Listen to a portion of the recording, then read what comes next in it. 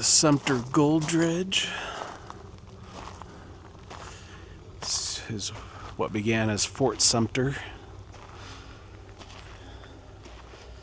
and then eventually just became the town of Sumpter. And the big to-do here was there were several mines, the early, late 1800s and early 1900s. But this was the big to-do about getting the gold out. This one's in really good shape. This one looks better shape than the Custer one. Think so? I think so. Maybe a little. That one was supposed to be bigger though. I think it's longer, the other one. Yeah, I think it might have been bigger. So it's probably a good 10 degrees cooler inside here, which we're kind of finding very strange. Don't have as much access as you do at the Sumpter Gold Dredge in Idaho. But I think this one's a little easier to get to. But you can see the grates where they would filter the rock and siphon out the gold.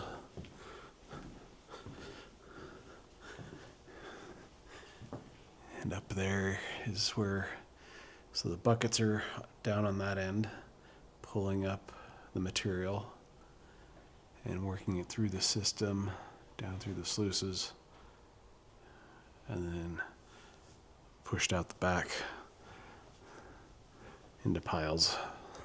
So this was a 60 horsepower motor, powered one of the 3 water pumps. The 250 horsepower motors powering the winches were 3 times the size of this one. So this is some of these pieces back here. This is easily a 4-story building. And we're only going to be able to look at this first floor. So this is one of the water pumps.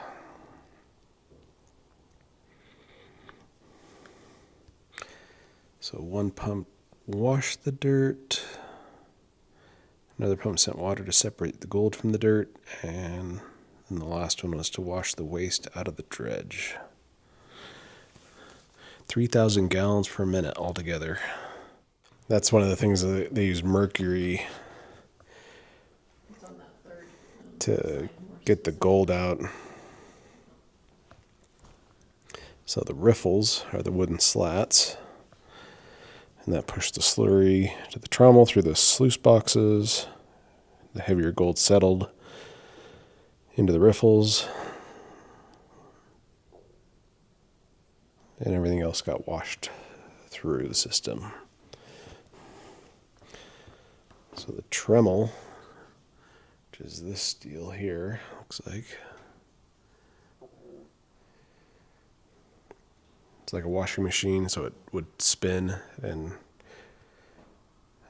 push things through, kind of like an auger. So this one had anything 3/4 of an inch or smaller went through the holes of the trommel.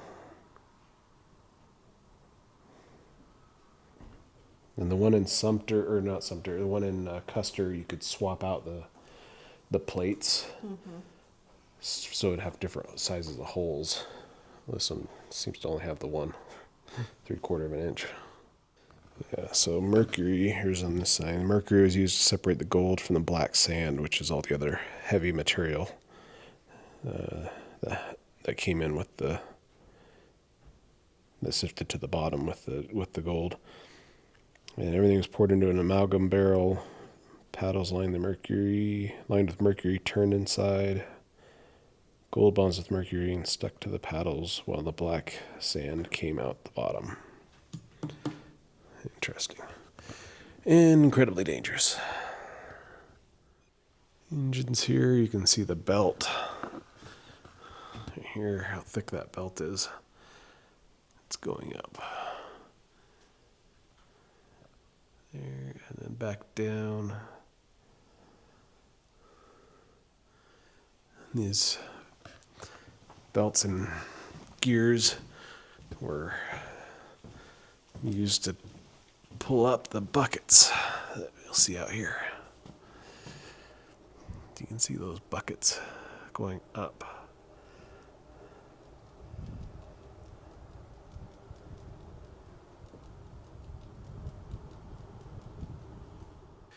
But that's basically what we can see in this one. Another look at the buckets on this side.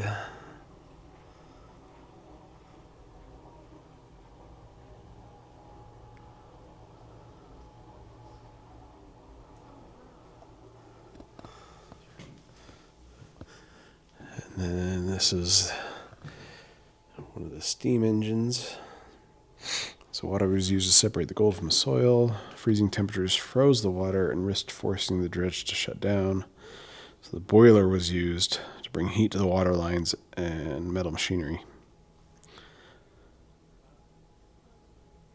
So it was used to keep all the water above freezing so that they could work in colder temperatures, allowing them to work more of the year.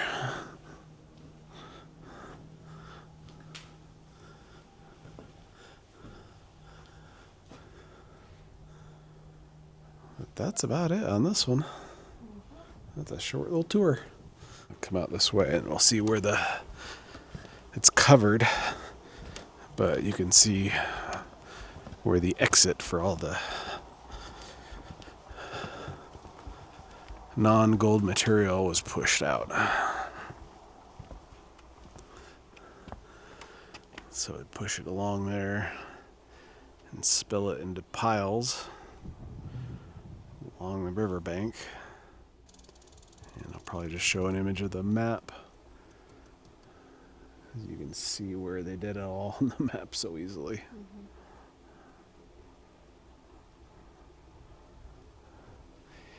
Not an environmentally friendly process. That is what is going through my brain. Yeah. Like, Talk about turn and burn. no wonder environmental groups hate mining people. Yeah. And I'm sure the practices are probably, at least on the surface, less horrible. But Yeah. yeah. Yeah, you can see so you got your first floor, second floor, there's kind of a third floor, and then sort of even a fourth, like 3.5. Mm-hmm. What I find funny is a couple of lights that were on. Like there were 2 down here at the bottom, and then there's one up there. One up there, lights on, yeah. Yeah. It's like, all right. Huh? Purpose? No idea. But that is the Sumpter Gold Dredge. It's a quick little tour because you only have the first floor. It definitely puts the Custer one above. I'd say so. They both look very similar. Yeah. But this one is, I'd say, probably shorter, and you can't go up on the other floors. Yeah. One advantage is this is a lot easier to get to. Sure. I've got this little over a quarter-mile dredge overlook trail.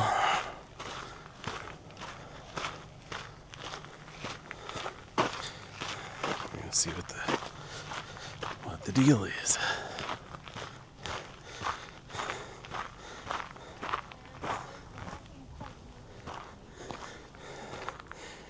Yeah, cool. Here's one of the buckets. Yeah, so there's the whole dredge.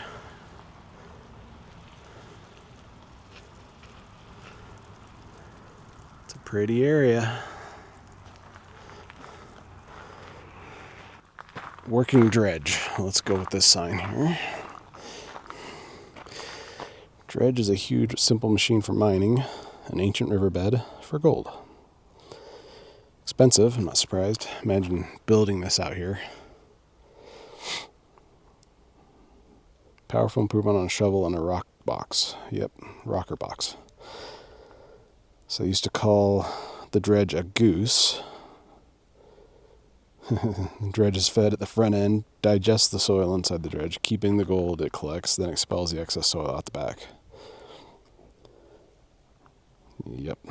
So it's guided by a series of cables and winches, powered by Fremont Powerhouse using a 19-mile extension cord. So this one actually ran off electricity that was piped in from 19 miles away to run the engines.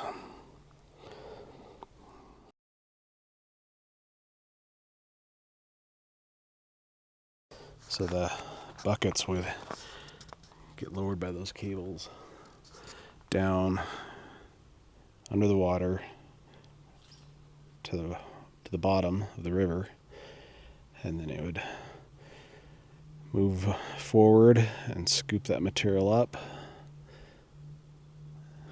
and then expel it out the back. And they could move that back and forth to kind of spread the material out more. So feeding or excavation was done at the front of the dredge using the 72 one-ton bucket mounts and a huge boom bucket line. So that's the bucket line. Buckets gouged into the soil and carried the loose rock into the inside of the dredge. So they actually would, looks like they actually would pile it up here by the water, and then the buckets would feed it through the system. Steel cylinders separated the material by size. Smaller material went deeper into the dredge and into a series of sluices that acted like filters. The material was then dumped into a hopper. We talked about that inside. That has the kind of moves things around, which fed the material, kind of like the washing machine, fed the material into the trommel, which had the holes in it, which would screen out material. And anything went through the screen probably had gold in it. So that's how, and that was the one with the 3/4 inch holes. And the one in Custer, you could change out those plates so that it would filter either larger or smaller sizes. So that material, mixture of water, gold dirt, and small gravel called slurry, went to the riffle boxes, the wood slats, where it was treated with mercury to extract the gold. Anything too large to go through the screen of the trommel went into the tailing stacker, which is the thing on the back there. And that all got shut up.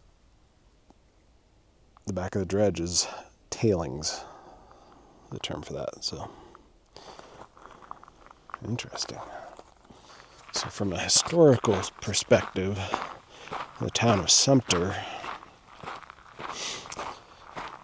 was founded. Fort Sumpter was in the early 1800s, well, mid 1800s, and then was renamed to Fort Sumpter.